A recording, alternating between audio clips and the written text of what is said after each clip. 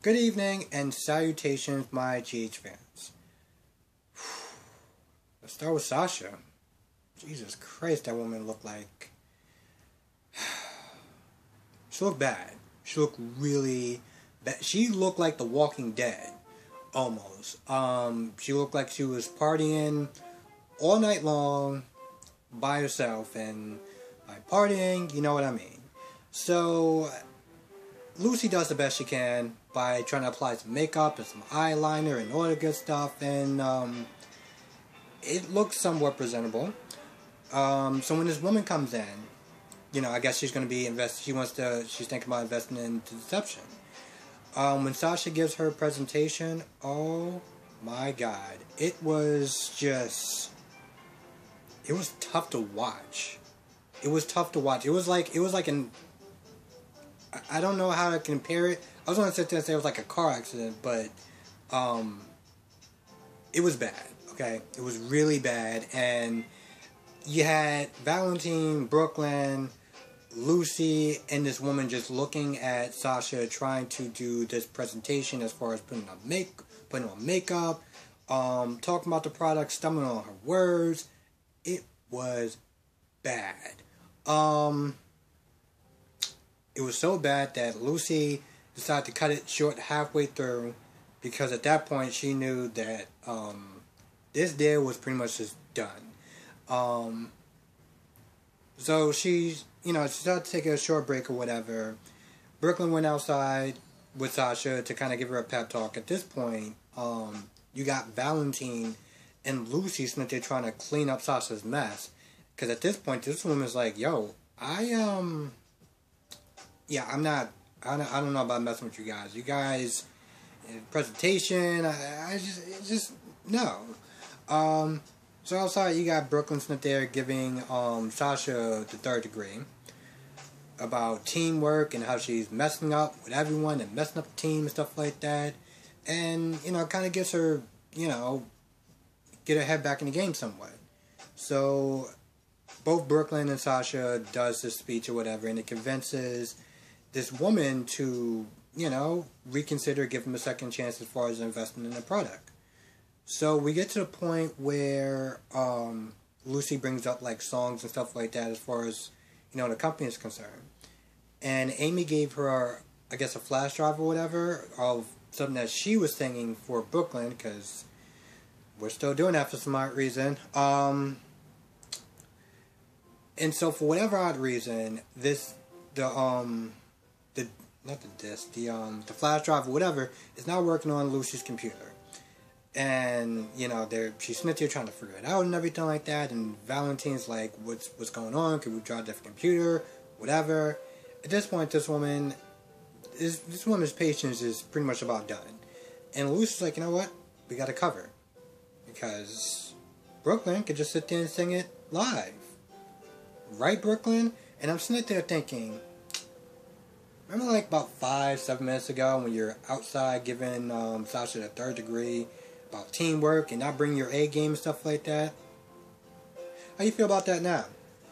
Because this whole thing, and granted, I know that it's a soap opera, so it needs to happen to create drama and tension and stuff like that, but this whole thing wouldn't have actually happened if Brooklyn would have just been honest about the condition of her voice. And no one would have been mad or upset with her because it was beyond her control.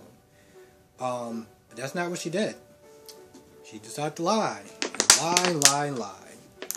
You got Amy outside sitting there looking like she knows this ship is about to sink. And it pretty much ends off there. So I guess we'll find out tomorrow how Brooklyn is going to get out of this one. Let's quickly talk about Chase and Jackie. I forgot his name was Harrison. As in, I don't know. Whenever I think of Harrison, I think of like, Harry. I think his name is Harry. As in like Dirty Harry. But anyway, he's not there talking to his mom.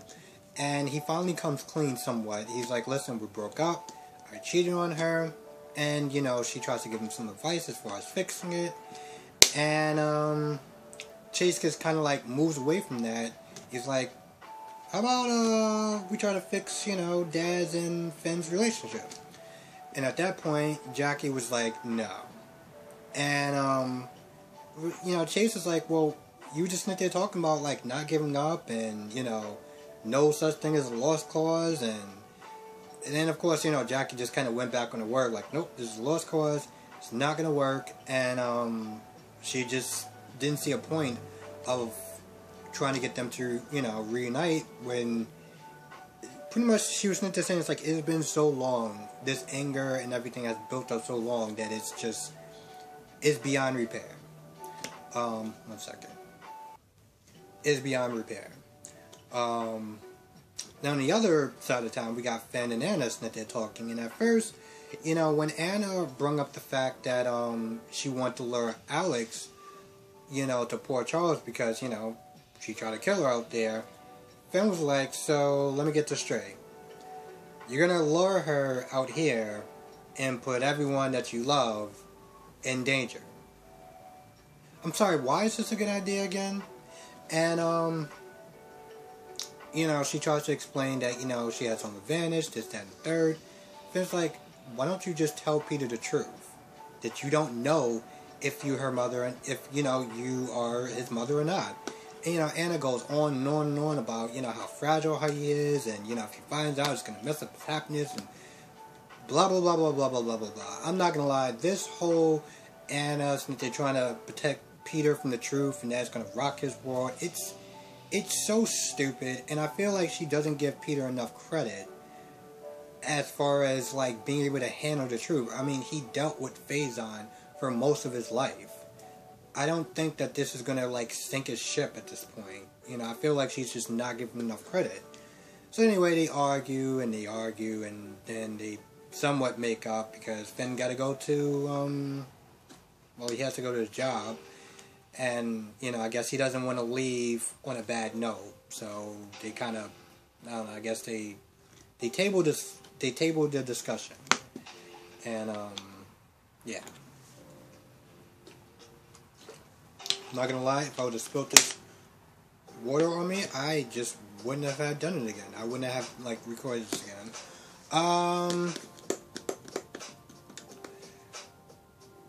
Let's talk about Maxie and Peter and Britt. So they're at the hospital, whatever, to give results on this genetics test. Now, here's the thing: I've never heard about them testing for any sort of genetics, any sort of like markers or anything like that. And I feel like a test like that, it's making you worry about something that hasn't happened yet. And especially if it's something that they can't do anything about, then it's just adds more stress on top of a already stressful situation as far as the pregnancy and stuff like that is concerned. So I don't understand, I understand the idea behind it, but I feel like it's just more worrying than, I feel like it does more harm than good. Let's put it this way. But anyway, they're there. They find out that Britt is going to be the OYBGN. I think that's what that's called. OYBGN. And so, at first there's some tension between Maxie and Britt, of course. Of course, Peter is happy to sit there and see his half-sister. So they talk, and long story short, Maxie brings up the idea of marriage. Peter proposes because Peter has doubts about, I don't know, something. I'm not gonna lie, it seemed like it just came out of left field, as far as like their tests somewhat came up negative, and then out of nowhere Peter was like, I can't do this, and I don't remember. It was something about some sort of self-pity or something like that, and I think that's when the idea of like marriage came up. And anyway, Peter proposed, Maxie said yes, and everyone was happy. So yeah.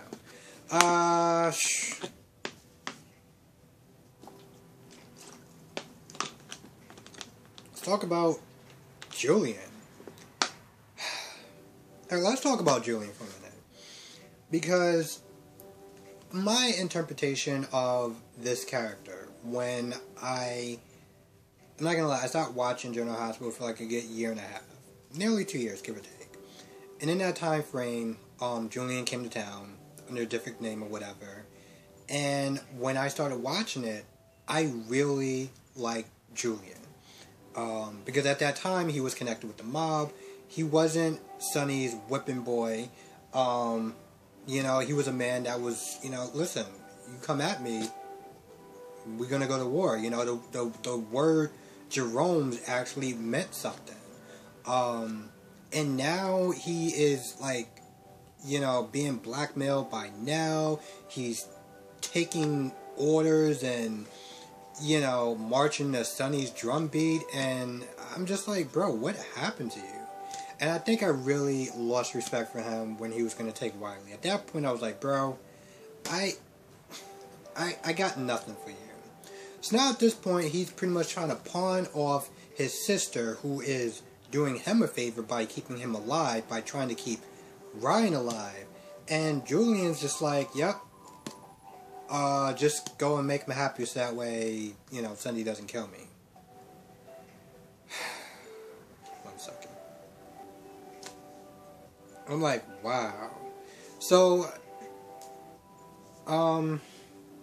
let's see, Nicholas is sitting there talking to Julian. And, I'm trying to get my thoughts together on this one, because pretty much Nicholas seems like he's concerned for Ava, and Julian's just like, yeah, why don't you just have less feelings for my sister? Just think of it as a business transaction, My sister, she doesn't want to get hurt. She's going to close off herself, so just, treat her like the dirtbag that you originally started treating her like when you guys got together. And I'm like, wow. Just, wow, bro. So after Ava sits there and tries to get one over on, Ryan, as far as, like, trying to not, get out of the divorce or whatever, Ryan's like, nope, I want you to myself, and if you don't do what I say, I'm going to mail that letter, and your brother's going to be dead. So, yeah. So if you didn't watch it, I just saved you a good 20, 30 minutes of Ava sitting there trying to convince Ryan to have things go her way. You're welcome. Trust me, if I didn't watch it and somebody told me that, I would just be like, awesome. Thank you for saving me a good 7 minutes of my life. But with that being said, where the hell was I actually at? I think I was at the part. Oh. 1 second. Sorry, I actually lost my train of thought for like a minute. So, Martin Gray comes over, and he wants to, talk to Julian as far as, like, what to do with Nell's body, and Julian is like, what do you ask me for? I don't care. Send it in Potter's Field or whatever. I don't really care. Now, on the other side of the bar, you got, Nina sitting there overhearing, pretty much just kind of eavesdropping on the conversation. And granted, Jax and Nina had pretty much a disagreement as far as Nell was concerned, because, well, Nina felt empathy for her. She felt like, she was abandoned, she was not loved, and it just caused her to lash out and be as desperate as she was. And Jax is like, yeah, I got nothing for you on that. I don't feel sorry that she's gone, and she was a terrible person, and I get stuff that happened to her was bad, but a lot of stuff happens to a lot of people that's bad, and they don't do half of the stuff that she does, so I have nothing for her. So given that she was not really too pleased about that, she was just really unhappy with the way that Julian was acting towards Nell and her body, up until the point that Nina was like, you know what, listen, I'll take care of it. Yeah, I kind of killed two birds with one stone. Because that's literally what I was going to sit there and talk about next, was was the fact that Nina and Jax were talking about Nell and just disagreeing with pretty much Nina having empathy for Nell and Jax having nothing. And again, I gotta sit there and voice my opinion on this one as far as Jax is concerned, because I feel like this character is so wasted in this show so far. I know he was in another show. I think it was, I don't remember what it was on. It was either YNR or Bold and the Beautiful. But ever since he's come back to the show lately, he's just been a side character at best. He's been a supporting character, which nothing is wrong with that, but give this guy something to do, you know? He's been around for a while, and this is the best that we're coming out with. I mean, no offense, but he's kind of more or less just Nina's boy toy and, you know, just a supporting character at best. And he used to be wrapped up in some good stories, and now it's just... Jesus Christ. Yeah. And I think that's actually about it. Yeah, that's actually it. It's so weird. And the review's over at this point. I'm just gonna ramble for a minute. It's so weird at this point because I felt like not a lot happened, and yet it took me 16 minutes to sit there and... Well, it didn't take me 16 minutes to explain it. I just had more thoughts in it, but I don't know. I felt like, even though I was doing my day's review, almost the same amount of nothing happened, but that review was only 11 minutes. I guess because there was more characters in this one. So, anyway, with that being said, thank you for watching. I really do appreciate it. I appreciate everyone's support and the comments and stuff like that. It's just so crazy. I sit there and I always go back and I look at my first video, just me just cursing up a storm and just really railing on Nina. And, you know, I look at that and I don't remember if I actually saw any comments, but now, you know, you got people that's commenting about it, and it's just, I just didn't think that I was actually going to get to, and I know a lot of people sit there and say, it's like, I didn't think like, no, I really didn't think I was actually going to get to this point where I have like about 200 something subscribers, and just more comfortable and confident as far as doing reviews. Also, I know I said this in my last review, but I'm going to say it in this one. There's a show called This Is Us. It's pretty much a soap opera, and it is a very amazing show. If you haven't watched it, watch it. I know it's on the Peacock Network, and that's actually free. It's on Hulu, if you have Hulu. Because I'm going to sit there and be reviewing that show once a week also. So, if you haven't watched it, watch it. Even if you don't watch my reviews on that, you should still watch it. It's an amazing show. But yes, I just want to sit there and let people know that I'm going to be reviewing This Is Us when it comes out. And when I can actually remember the date, I will sit there and say my next review for both of them. So with that being said, enough me rambling. I hope everyone is having a good night at this point. And have a good day tomorrow if you're watching this tomorrow. And yeah.